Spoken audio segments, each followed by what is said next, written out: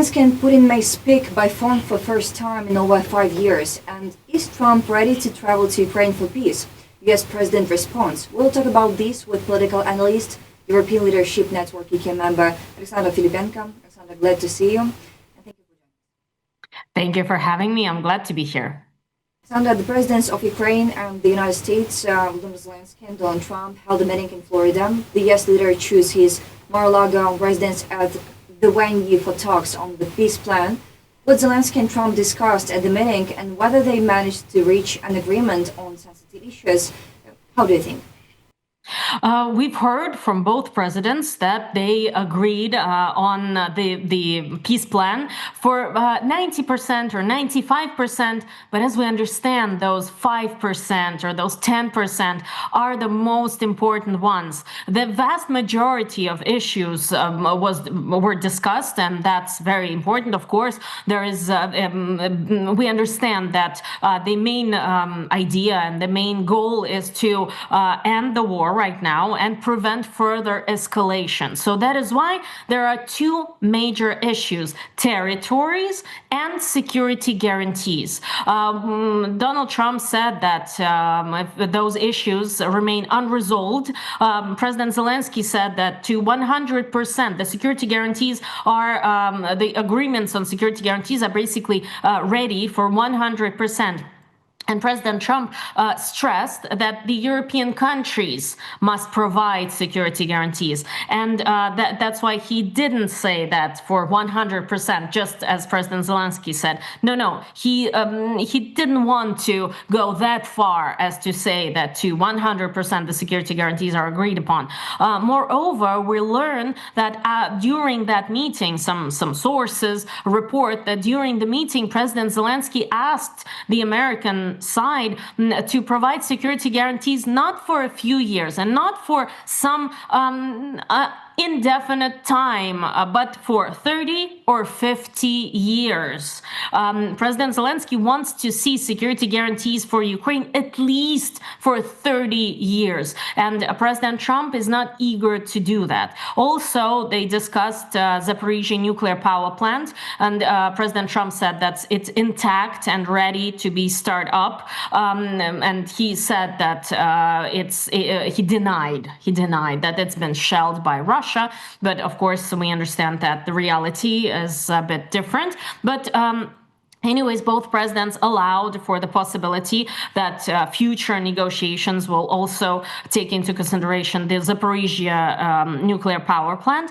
I wouldn't say that the meeting was actually constructive or the talks were actually constructive. We understand that, yes, maybe the 20-point peace plan is 90% agreed upon, but those 10%, the territories, the security guarantees, Zaporizhzhia nuclear power plant, those issues cannot be fully settled as of now. And yes, so we might think that the talks are nearing completion, but it feels that it will take weeks and weeks, if not months, to actually have some conclusion, to actually have something on paper. So this meeting was extremely important. This meeting showed us that for President Trump, it's important to continue the conversation, because we've heard from President Trump that he wouldn't meet President Zelenskyy if it wasn't for signing some agreement, but there was no agreement. So it was just important for President Trump to show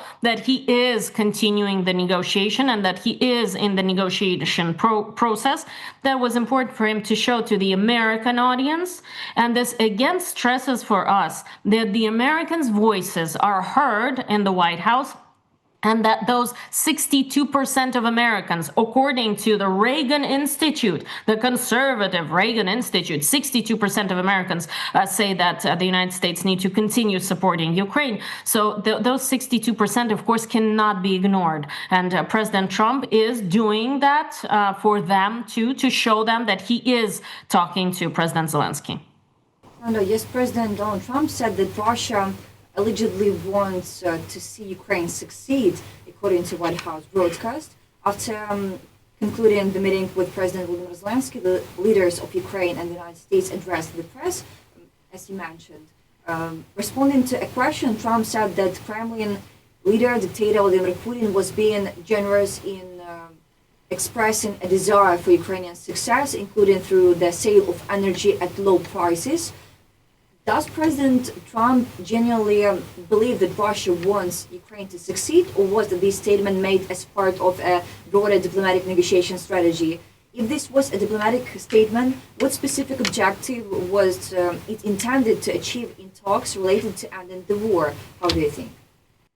It's again directed at the Americans, directed at the American public, because right before the meeting with President Zelensky, President Trump talked to Volodymyr Putin, and according to Putin's aide, the talk lasted for more than an hour.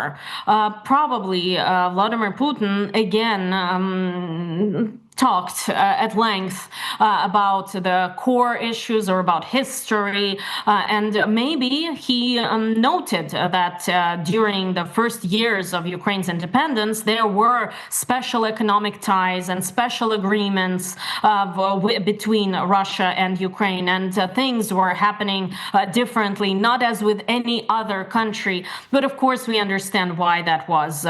Ukraine, after the collapse of the Soviet Union, Ukraine being the essential part of the Soviet Union. And of course, there were special relations with each post-Soviet country, with each former Soviet country. Of course, there were special relations. So there is nothing different in that. So I suppose that for President Trump, it was important to stress that original thought because he wants to speak to those, again, coming back to those numbers, 62% of Americans that say that the United States need to continue supporting Ukraine.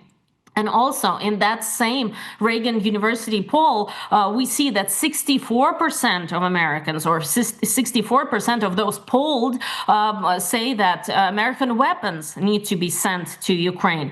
And then President Trump, with his willingness to talk to Putin, with his willingness to maybe think about Russia as a potential economic or financial partner of the United States after lifting the sanctions, after the end of the war, he needs to talk to those Americans who do not support those ideas. So he tries to prove to them that actually Putin is not as evil as they see him. Well, again, he is quoting some special relations from the 1990s. Putin was far from power at that moment. But still, for Trump, I think it's not about saying that to Zelensky. President Zelensky definitely knows the truth. It's not about talking to the Ukrainian people or the Europeans that know, oh, how many times? And let's remember, it was usually before New Year's. Usually before New Year's, Russia tried to just end or get more money from Ukraine for gas and get more money from Ukraine for any resources that are either going through Ukrainian territory or going to Ukrainian territory. Every time there were those difficult talks, and there was this fear that Russia might cut off Ukraine from gas. Every time it happened for many years during Putin's reign. So it's not for Europeans, it's not for Ukrainians, it's not for President Zelensky, definitely, but it's for the Americans to tell them that, oh, look, Putin might be okay. We might talk to him about business after the end of the war with Ukraine, after they stop shooting, as President Trump puts it. We might talk about business with Putin because he can be a good player. He can actually help Ukraine. He can actually do something for Ukraine. So I believe that it has nothing to do with diplomacy. It has everything to do with the American polls that are showing that American people are not supporting what President Trump is doing regarding Ukraine and regarding Russia. Yes, President Donald Trump said he could visit Ukraine if this were necessary to achieve peace. In particular, journalists asked him whether he would be prepared to travel to Ukraine to help achieve peace. The US president stated, quote, "I would like to get the deal done, and I don't necessarily have to go if that would help save 25,000 lives a month or whatever it may be, I would suddenly be willing to do that. Donald Trump has never visited Ukraine, neither during his first presidency in 2017 to 2021, nor during his current term. Under what circumstances would President Trump consider traveling to Ukraine? What concrete conditions or progress would make such a visit necessary? First of all, Joe Biden visited Ukraine during the full-scale invasion already.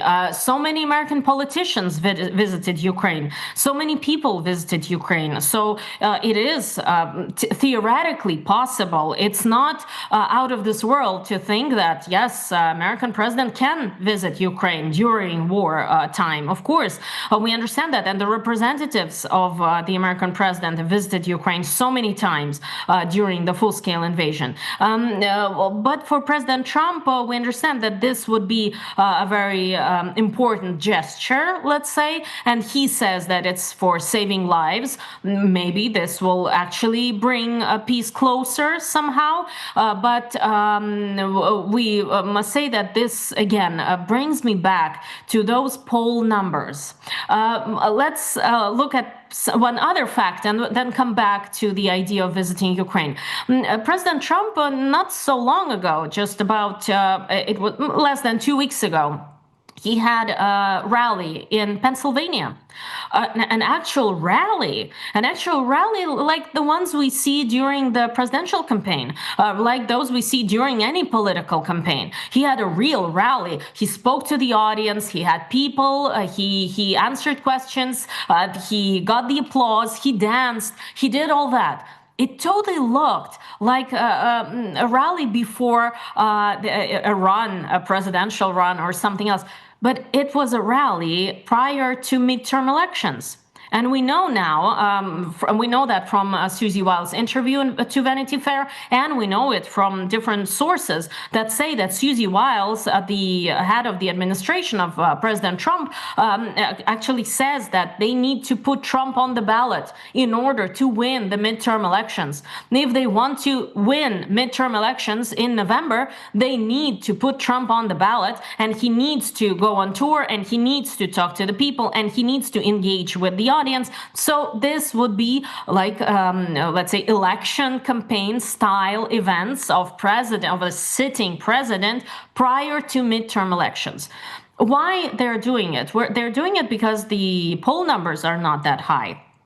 Coming back to Ukraine visit, Americans, only 31% of Americans support what President Trump is doing regarding Ukraine. Others think that either don't have an opinion. It's about 10%. The others think that the United States needs to support Ukraine more, and President Trump needs to do more. So for President Trump, that would be such a great photo op. That would be such a great opportunity to show that he is doing so much. Of course, we understand that the Russian side will never, ever try to attack Kiev during President Trump's visit. And of course, this would be out of the question. So that it's never safe to visit a war zone, because it is a war zone. It's never safe, but still it won't be that dangerous as it is dangerous for ordinary Ukrainians, for anyone living in Ukraine. But of course, for President Trump, that would be a great opportunity to show to the Americans that are not so eager to support Donald Trump right now that he is doing a lot, that he's trying to achieve peace. So this visit would, first of all, again, to my mind, it wouldn't, if it happens, it wouldn't have to do anything with diplomacy or with talks or with actual achievements and with actual signing of a peace treaty. Although, of course, it would be wonderful for President Trump to do that, if there is such a possibility. But I have great doubts regarding that. But But it will have everything to do with poll numbers. It will have everything to do with the Americans, with the American people that support Ukraine. So I suppose this even might happen, although I don't think that it will have anything to do with diplomacy, but it will have a lot to do with American domestic politics. And Ukrainian President Volodymyr Zelenskyy may hold a phone call with Kremlin dictator Vladimir Putin for the first time in more than 5 years, according to Fox News. According to the source, the prospect of a call could be facilitated by the meeting between Donald Trump and Volodymyr Zelenskyy at Mar-a-Lago on Sunday. What concrete benefits could Ukraine expect from such conversation, and do they outweigh potential risks? But the sources of Fox News, the unknown sources of Fox News, really they talked about the potential phone call. But we know that President Zelenskyy many times have said that he's ready to talk. He's ready to talk without any conditions. He's ready to talk to Putin. He tried to talk to Putin a few times. He wanted a phone conversation with Putin a few times. And of course, for President Trump, this will be a phone call between Zelenskyy and Putin. This will be a diplomatic victory. Yes, this will be if Putin joins the conversation. This will be a breakthrough because everyone knows that President Zelenskyy and Putin didn't talk since July 2020.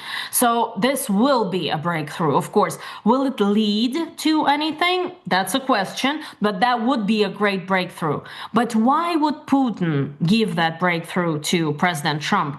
Of course, for Putin, it would be not that difficult to talk to Zelenskyy as it would have been difficult to meet with President Zelenskyy, or especially if that's a closed call, if that's a conversation without anyone present apart from closest advisors, if it's not a call for everyone to hear, although President Trump would want to say everything what happened during that call.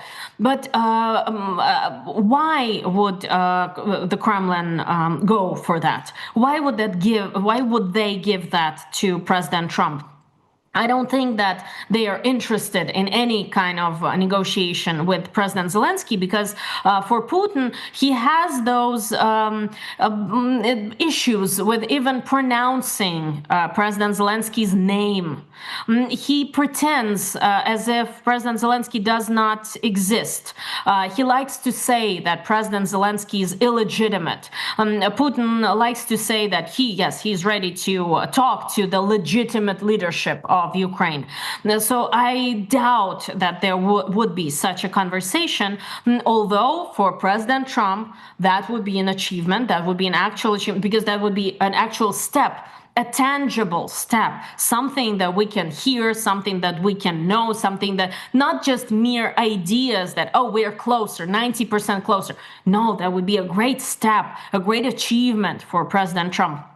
Although I highly doubt that this would happen because President Zelenskyy is in his own right. He said that he's ready to talk to anyone. He's ready to talk to anyone if it can end the atrocities, if it can end shelling of Ukrainian cities, if it can end the killing of Ukrainian people. He's ready to talk. But Putin, I don't think that he would want to talk to President Zelenskyy because in Putin's eyes, that would legitimize President Zelenskyy. That would be legitimacy for Zelenskyy. Maybe if President Trump offers some sanctions relief, as we saw with Alexandra Lukashenko, as we saw with Belarus, if there is some sanctions relief, maybe Putin would agree to that. But again, coming back to the United States, why would the American side relieve some sanctions if there is a talk of a need for more sanctions, not less sanctions as of now? So there is a slight possibility, as always in politics, there is a possibility for everything, and that would be a great achievement for President Trump. But to be honest, I highly doubt that this conversation will actually take place. Alexandra, and at the beginning of our conversation, you mentioned security guarantees for Ukraine. French President Emmanuel Macron has confirmed that a meeting of the coalition of the willing will take place in Paris in early January. Macron said that on Sunday evening he took part together with several other European leaders in a discussion with Ukrainian President Volodymyr Zelenskyy and US President Donald Trump. He added that he then held a separate conversation with Zelenskyy. What are the main objectives of the upcoming coalition of the willing meeting in Paris, and what role will USA play? Well, first of all, it's very important for the American side. It's very important for the U.S. to see coalition of the willing being active. This is exactly what President Trump wants to see. He wants Europe to take more responsibility upon themselves for Ukrainian stability, for Ukrainian security, for Ukrainian security guarantees. They want to see Europe active. They want to see coalition of the willing active. So this is a big plus, of course, during the negotiation. And if we think about what can be achieved, of course, we understand that from the American side, President Zelenskyy wants to see the 30 years guarantees from the United States, 50 years guarantees. And Europe more and more understands that European security is Ukrainian security, and Ukrainian security is European security. So in front of our eyes, Europe is reworking and reimagining itself. European countries understand what they're dealing with and how they should act. But it takes a lot of time. Of course, it takes a lot of time because there are many, many players on the field. They need to work together in order to achieve something. And for the American side, this is a big bonus. This is a big plus. Because if we talk about security guarantees, be it 30 years or 50 years, any kind of security guarantees, the Americans don't want to see their soldiers involved. They don't want to see their people involved. Yes, they can see there, for example, Golden Dome involved, of course, or some guarantees in the skies. And of course, all needed intelligence information for Ukraine can be provided by the United States. The skies, the closure of the skies can be provided by the United States. But they don't want to see American military on the ground. They don't want to see boots on the ground. They want to see European boots on the ground. If there need be some kind of activity, some kind of military presence in Ukraine, and there must be a military presence in Ukraine, the Americans want to see European presence. For the American side, they are ready to work as they work with Israel, for example. Let's remember in July, those hits on the nuclear targets in Iran. American fighter jets flew 16 hours to Iran. They hit the targets. Tomahawks missiles were shot and they hit the targets in Iran, and everyone went back to the United States and to the international waters. This kind of action is, that's what the American side can support, and that's what the American side is ready to support. They are not ready to support any kind of boots on the ground or military presence on the ground of the American military. So that is why it's extremely important to have Europeans at the table and to have Europeans ready to not only reimagine themselves and not only reimagine the European Union as becoming a military alliance, but also to reimagine the way they see security guarantees for Ukraine. Because just a few months ago, or let's say a year ago, it would be very difficult to imagine something like Pearl Initiative. Pearl Initiative, through which money goes to the United States, European countries, buy weapons for Ukraine. That's the Pearl Initiative that was worked on by NATO and by Mark Rutte, first of all. And just a year ago, we could not have imagined that.